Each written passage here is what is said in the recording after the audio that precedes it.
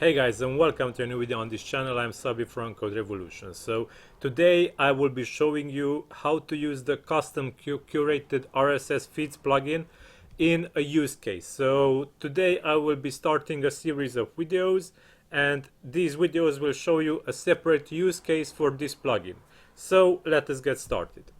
So in this example, I will show you how to use the plugin as an affiliate plugin. So it will crawl content from websites and add your affiliate URL to imported URLs. And also it will create an RSS feed in this process. So let us get started. As an example, I will use the WPML blog as a scrolling start source. So I will input the scraper start seed URL, this, so wpml.org/blog, and I will give the feed name WPML. This is not mandatory, this is optional. And now let's click settings. Let's scroll down until we see do not scrape start URL and check this, because I don't want to include data from this URL directly from this URL into the feed, but I want to start scraping from here.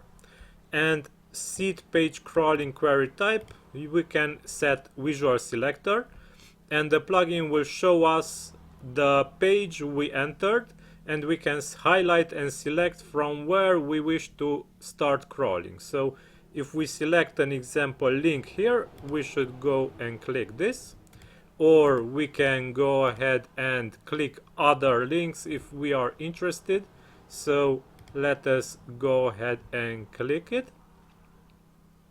Now we can scroll even more down, and in the content query type settings field we can also set visual selector and select from where we should extract the content from. So if we set things correctly, now a post should appear, not anymore the seed page that we entered, the crawling start page, but a post. And we can select the content from here, highlight it and select it. And the final thing that I wish to show you in this video is how to add our affiliate URL parameters to the URLs that we scrape. And in this case I have these affiliate parameters for WPML, so I will copy this and search for the feed items URL append settings field and simply paste what I wish to append to URL parameters and click save settings. Now the plugin will create me a rule, an importing rule, that if I run it, or if it is run automatically by a schedule, because the plugin runs things automatically after 24 hours if you set this at 24, then it will create a feed for me. So the checkbox, the green tick appeared, and if I refresh this page we can go and check the feed. So this is the feed that was created for us. It contains links from WPML. So let me go and check it in SimplePy. So if we enter the feed URL here in SimplePy demo, this is a framework that reads feeds, and we can click read. And here we will see the posts that were imported from WPML.